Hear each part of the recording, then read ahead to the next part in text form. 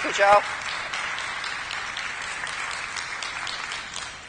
Well, as Joe said, we've known each other way longer than is believable. We go back to Atlanta and pre-children for Joe and Carol. I was quite the scientist at the time. I have an academic background in science and psychology, in biology and psychology, and was very, I'd say, left brain, scientific. So I think a good title for my journey, if I was going to title it, would be a quote from the Grateful Dead song, Trucking, what a long, strange trip it's been. I was working at a science center, and Carol and Joe and I were really good friends at this time. Carol and I were both very frustrated in our jobs. People would say to me, this is a great job, you must love it. And deep down inside, I was miserable. I was only like mid-20s. I had no sense of any spirituality. I'd been raised Protestant, traditional, and had kind of, I think, moved over to more the agnostic title. I wasn't full-blown atheist, but I really had, agnostic would have summed it up at that point. So all I knew is that I was absolutely miserable in this job. I didn't know what was driving me to leave. I had been raised by people, by parents who were in the Depression, and you got a job and you kept it for the rest of your life, no matter how unhappy you were. So it was a pretty radical leap off the cliff for me to do that. I didn't have children, I didn't have a mortgage, so I had some liberty. Not long after I left this job, and I can look back now and see that what I did was I created space. I created a fertile void. For the first time in my life, I wasn't doing what society told me to do. I graduated from high school, went 4 years of college, got jobs, was very, boom, boom, boom. This is what you're, the formula life. And suddenly I leapt off the cliff. And I was doing modern dance at the time, not for money, but at least it gave me a little structure. And I just kind of thought, I'll just take like 6 months to just have some being time. That was my rational assumption, having absolutely zero idea what was coming next. Well, about 3 months after I left this job, what came next kind of blew my circuits because I did not believe in reincarnation. I really didn't. I wasn't doing any reading. And I had met a few people that talked about it a little bit. And one of the men was a Renaissance musician and played the lute. And I became friends with him, and one day I got very beside myself about him saying he was going to sell his lute. Now, he was a starving artist, so he needed to sell it, for money. And so it was irrational, my upset about him selling his lute. I walked home, and I thought, why am I so upset about this man selling his lute? It made no sense whatsoever. So I was in my apartment, and I loved Renaissance music, always did. And I put on a Renaissance music album and went out to clean up the kitchen. And the strangest experience that up until now, because you remember I was a rational scientist, left brain, just like, I don't even have the words for it, but it was like a projector inside my head started projecting an image of another lifetime in Renaissance period, while unbelievable emotion of grief around this man. And I was like, I was reeling, and I went and turned the music off because I thought, okay, the music probably was the trigger, because music is known to trigger our deep unconscious recall. So that evening changed my life forever, changed the direction of my life forever. To fast forward, and then I'll get back to the synchronicity, but since I've been asked to share my journey, is down the road, I had a lot of other past life memories spontaneously, and I eventually became a certified regression therapist based on my own journey, because you can't lead anyone where you haven't gone. For anybody interested in that kind of work, information on my regression work can be found at internationalboardofregressiontherapy.org, IBRT. I also have business cards and some information on astrology and psychology up here. So anyway, here I am, reeling, thinking, what's going on? And it took me many, many years to assimilate this. It did not happen overnight. I struggled with it. I wrestled with it. I was split between my left brain scientist and my experiential, knowing, and it wasn't an overnight integration by a long shot. One of the interesting things about, so anyway, I was having these experiences, and one day I called up a colleague. It was around 9 o'clock in the morning, and I said, Chris, am I just crazy? I remember saying that exact phrase, am I just crazy? And Chris said, Dianne, I get that people doubt themselves with these experiences. It's normal, it's healthy. No, I don't think you are. Okay, but I can understand you're asking the question. He said, it's even good that you're asking the question. It probably means you're not. Here's a fascinating start to the synchronicity talk. So later that day, I was living in Atlanta at the time, and Atlanta had a very active Jung Society. Carl Jung, the psychologist, who, in my opinion, brought the soul into psychology. So Marion Woodman, one of my mentors throughout my whole career, happened to be coming to Atlanta that day and speaking in a very intimate, small setting. I mean, what an opportunity. This was not some big hall. This was like a small group of the Atlanta Jung Society, and there weren't more than 30 of us. I mean, it was just awesome to be in her presence in a small setting. So now Marion Woodman, here's another connection to synchronicity, because synchronicity is really part of archetypal feminine perception. It is from the intuitive whole brain, not the rational left brain. And Marion Woodman announced that day that she no longer prepared lecture notes for her talks. She had been working in this field for decades. And she had been working with integrating the feminine and feminine archetypal healing. And so she said, I just let it flow. I get up in front of a group and I let it flow. So much to my unbelievable amazement, you probably could have picked my jaw off the floor when she, at some point in the several hours that she spoke with us, said the following. Everybody, and I almost remember this verbatim because it was like it hit me so profoundly. She said, everyone who has mystical experiences that defy our cultural norms end up coming to a point where they question themselves and say, am I just crazy? I was blown away. I had posed the question just hours before. And this is a great illustration that the universe is alive and hearing us. And in my opinion, certainly there can be many theories of why that happened. In my opinion, I mean, it would be one thing if she had had a prepared lecture notes and she had that in and she always gave it. But she claims she didn't. So was she just opening herself up to the energy of the people in the room and flowing with that and somehow got guidance to say that? Who knows? It was so confirming. I mean, I don't know if you can appreciate how, I mean, literally the same 4 words, am I just crazy? It's not like it was just close to those 4 words. It was the exact 4 words. So that's one of the first really profound experiences I had. Now, I'm going to talk a little bit about synchronicity in relation to past life, but this isn't a discussion about regression therapy. You've had those. But there is something that does occur when people are tapping authentic past life soul memory, and a past life is moving forward for healing and resolution and integration and whatever words you want to use. Stan Groff, I don't know if you know Stan Groff's work. He is a transpersonal psychiatrist, and he has worked a lot with holotropic breath work.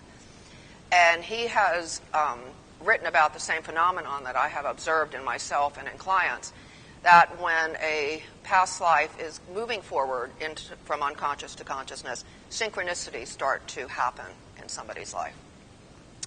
I'll give you an example in my own life and in a client's life. Okay. In a client's experience, they came to me and they did trying to keep track of my time here. They did a regression where they accessed memories of having had a lifetime in, the first session they were just getting vague stuff, like they said 12th, 13th century, northern Spain, southern France, and they were getting that something traumatic happened, okay? But that's all they could get because their unconscious was blocking the recall because it was painful. And that's all, that can happen. That's not unheard of at all. In fact, it's quite typical. So a week later, this client of mine got a phone call from a friend and said, hey, I'm going over to the Sphinx bookstore. Carol and Joe will remember the Sphinx bookstore from Ansley Square in Atlanta. It's a metaphysical bookstore. And so my client just said, sure, I'll go along. And so it's a small metaphysical bookstore. It's intimate, not like some huge Borders.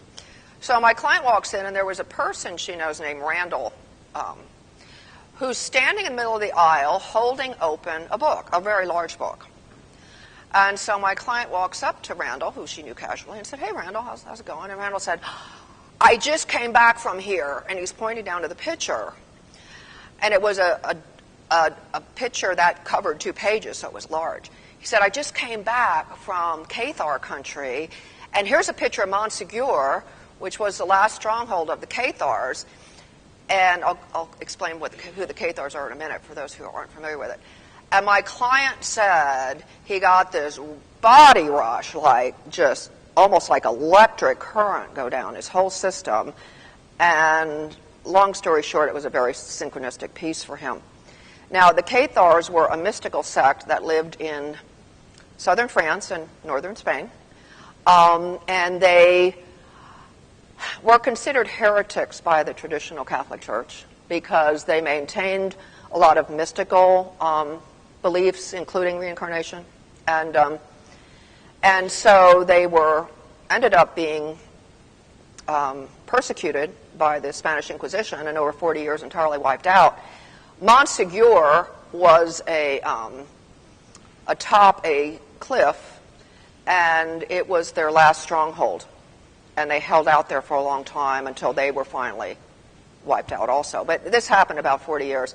So long story short, my client came back, continued the process, and it turned out my client was a Cathar who was killed during the Inquisition. So you can see how uncanny it was that his friend calls him up, let's go to the Sphinx bookstore. This man standing there holding a book open to give him a piece of his soul puzzle and soul healing. This stuff's really pretty mind-blowing, and I bet you a lot of you in here have had experiences yourself. I do want to insert here that after I'm done chatting, we're going to break up into small groups, and you can, chat in your small group about your experiences, and whoever wants to share when we come back together as a big group, you can share. Just an FYI. So, my own, probably the most profound synchronistic experience I had relating to the past life phenomenon was I kept having these memories and experiences about an Atlanta life come up, and my left and right brain was fighting about this and in conflict for years. I think we've all experienced that. And so again, I just was like, I kept asking for guidance, Long story short, my birthday was the end of April, and a dear friend of mine gave me purple iris for my birthday. And Easter was very late as it could be that year. So it was also Easter weekend. And so the theme with Easter weekend is death and resurrection. And you can apply that to the traditional Christian story, or you can apply it to reincarnation, which I find interesting. So that was a Saturday night. Sunday morning, I went over to Martin Luther King Center where I was swimming at the pool, indoor pool. And I went swimming, and I came out, and all of a sudden I just paused, and I just sensed something that I was to pause and listen for. And right before I got in my car, I felt this intuitive guidance, like you could call it Holy Spirit guidance, you could call it intuition, you could call it a divine nudge, who knows, there's many terms for it. But to go over to Oakland Cemetery, which was very close to the Martin Luther King Center, where this past life was buried. Now, I didn't hang out in Oakland Cemetery or go to the gravesite regularly, so this was unusual. But it felt so, I had had enough intuitive experience by then to be able to discern when it felt authentic. And I thought, what do I have to lose? It's like a mile away. So I go and park, and I'm walking up to this gravesite, and there on top of this past life tombstone were purple iris. And it's not just the external that's significant to me in synchronicity. It is the very subjective, hard to convey in words, sense of awe, sense of that some bigger force is giving you information that you had asked for and had guided you to find it. I remember that day just standing there like with tears coming down my eyes, and I thought, I'm in awe. Like, I ask for validation, I ask for confirmation, and I get led to that. Again, it's very hard when we share our subjective experiences of synchronicity. I think they lose a lot in translation when we externalize it, because nobody else was there in that subjective, visceral, cellular knowing about what it meant for them. Okay, but those are a few examples in my own journey. So I want to just springboard into more of a general theory about not reincarnation. I talk a lot about that. Sorry, about synchronicity. First of all, maybe it's because I have a background in science and a very well-developed left brain that I have a lot of different views than a lot of metaphysical people. I don't think all coincidences are synchronicity. I do think there are things as coincidence. So many people say, oh, there's no such thing as coincidence. I don't believe that personally. I think there are things that are coincidence. I think we have to be very careful that our ego doesn't hijack these coincidences and misinterpret them the way we want them to be interpreted. I talked a lot about this with a woman 2 weeks ago, and I think it takes discernment, and real self-honesty. That is, I think, part of the spiritual journey in general, certainly not just synchronicity. But to learn when it's our ego hijacking the interpretations and when it's genuine Holy Spirit, cosmic, cue, whatever you want to call it, showing us we're in alignment with the groove of our soul's agenda. Okay? So, you might want to play around in your group or in your own thinking, when have I let my ego, and looking back, when have I let my ego hijack an experience? And I'll tell you about a really funny one that happened to me. And when was it so profound and awe-inspiring that I knew Spirit was using this method to give me navigational cues? Okay? That's something important just to ask yourself. Maybe it'll come up in your little group discussions or in the whole group at the end when we have question, answer, and discussion. But here's a funny one for me about an ego hijack. What's funny about this, it was clearly an ego hijack, but the humor was that synchronicity was used to let me know it was an ego hijack. So I had interest in a particular man at the time, in Atlanta again, and I was going to a friend's house, not the same man I was interested in romantically. They lived a few blocks apart. Okay, so my friend's address was 235 Melrose Avenue in Decatur.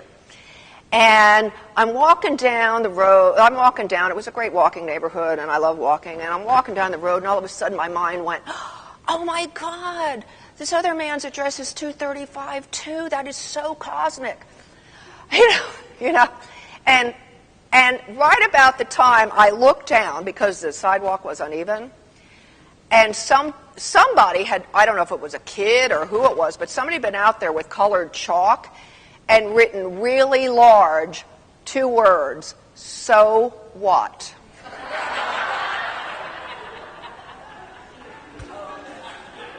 So, the universe has a sense of humor. So, one of the things I like words. I'm a writer. I love playing with words. And I've always thought it interesting that cosmic and comic only differ by one letter. So that was a really comical way, using kind of synchronicity, like why did I look down right when the so what was written on the sidewalk in large, colorful chalk? Really, I think this journey can be challenging, can be painful, but it can also be very amusing. So, you probably have, I'd love to hear some of your stories when we break up, when we do that at the end. So we're going to have time for question and answer. We're going to have time to break up in small groups. But I just want to talk a little bit more in general principles. I think the most important, I think another thing to distinguish is the difference between kind of causal serendipity or simultaneity and synchronicity. And I'll give you a few examples that just happened to me today. I was given these gifts today, right when I'm going to give this talk. I texted a friend who's a neighbor about something, about us getting together at a local coffee shop. And I said, I'll be back tomorrow morning. I'm going to be in Philly giving a talk on synchronicity. And she texts me up and she says, oh my God, Diane, I happen to be reading your Facebook post on your talk right now. So was that synchronicity or just causal serendipity? Who knows? Those are little fun things to watch. The other one that happened today was on the drive down here, and I live in Berks County. So on the drive down, I'm listening to Joni Mitchell, CD. I think most people here have grown up with Joni Mitchell, and we all love her music. And I was really enjoying singing along to I Was a Free Man in Paris. I was really, that's the one that stuck. Maybe it's because I really like to go to Paris, who knows. But so, I'm listening to it on the CD, and then on the way from my friend's house in Mount Airy over to here, I was planning to stop by Starbucks for a cup of coffee, okay? So I'm driving up singing I'm a Free Man in Paris to myself in the car, and all of a sudden I see Paris, that cafe on the corner. And I went, and I turned, and I went, I'll go there. Was that synchronicity? No. That was simultaneity. That was, my mind was putting focus on Paris. That got my attention. I think that's very different than synchronicity, personally. But this would be a fun thing to discuss, because some of you may have a very different opinion, and I'm just saying what mine is. Those are fun little things to observe, but they're not, where synchronicity to me is so profound and is distinguished from these little causal serendipitous, things like I just illustrated with those two events today, is I think synchronicity is very much about when the external world starts echoing very clearly something in our internal world, and that the inner and external world are suddenly aligned. And I think it's most profound, at least it has been for me, and I'd be very curious to hear your comments when we discuss things at the end. I think it's most profound when we're really searching for answers about the really big questions, like in our direction, in our major choices, and the universe starts echoing, the external world, the events, like my being led to the Purple Iris on the cemetery, starts echoing the inner soul reality. And that I think synchronicity is often used by the Holy Spirit, the divine forces, whatever phrase you're comfortable with. I'm sure this group is not dogmatic in any way, shape, or form. That's why I like groups like this. And, I think it's a very profound system to give us feedback, to give us validation, to give us directive cues, to give us, you're right. And I have a wonderful quote here. If anybody did not get, I had 50 pages of this. If anybody didn't get any, please email me. I'll be glad to send you one. Because there's some great quotes here. And the one that really fits what I've just been discussing is by Jackie Small. She says, synchronicity, a law of the universe beyond the law of cause and effect, says, what is, meaning a pattern already exists. And if you're tuned in or aligned with the pattern of your life, you're going to be given signs all along the road to show that you're tuned in. This means you're tuned into a larger destiny pattern that's reached all the way through and tapped into your consciousness. The universe reaches out and says, yes.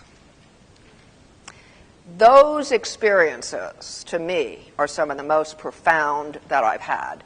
And, some were my ego hijacking it, The key, I can't emphasize this enough, is learning discernment. And that's a lifelong, if not lifelong, path. I also love this quote by David Richo, and here's a great book that my friend Jen, who's in the audience, turned me on to, The Power of Coincidence. It's one of my all-time favorites on this subject. He's a psychologist. It's just a lovely integration between psychology, spirituality, left and right brain material. David Richo writes, synchronicity cannot happen by any conscious intervention of the ego, since it is a phenomenon of grace, an arrival of the transpersonal world into our home turf. I think that speaks very clearly on how I view synchronicity. I think there's a lot of skepticism in left brain science circles about synchronicity, and that it they want to dismiss it as, oh, that's just a nice coincidence. Because I think synchronicity embraces the idea of interconnectivity, wholeness. In fact, the word synchronicity comes from the prefix syn, meaning connectedness or connections, and chronos, meaning time.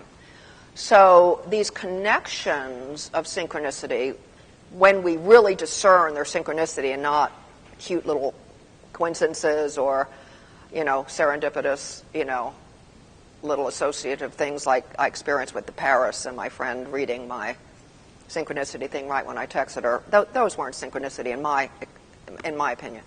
I think that, there's no cause and effect going on. And that's where left brain science just wrestles with both this phenomenon, astrology. It can't get past the mechanistic cause and effect thinking. You really can't experience synchronicity until you open up with your whole body, not just your intellect or from the shoulders up, with your whole body, and feel the truth of it in every cell of your being and intuitively in every cell. It's not an intellectual exercise. So I think that's very, very important. I think it's also very much a problem with left brain science accepting these kind of phenomenons, and that our culture is so much about left brain control, and this is about more allowing the flow, allowing yourself to be carried along the current of your life, and you're not controlling it, like David Richo says. It cannot happen by conscious intervention. You cannot say, boy, I'm going to have a great synchronistic experience Tuesday afternoon. You just can't do that. I think, there's a lot of reasons why our culture, in the mainstream, I'm sure this group is not having too big a problem with these ideas, but in mainstream, culture still wrestles with anything that is not cause and effect, provable mechanistic science. And I think it has to be experienced, to really understand it. You can certainly read a lot about it, but the experience is unmistakable.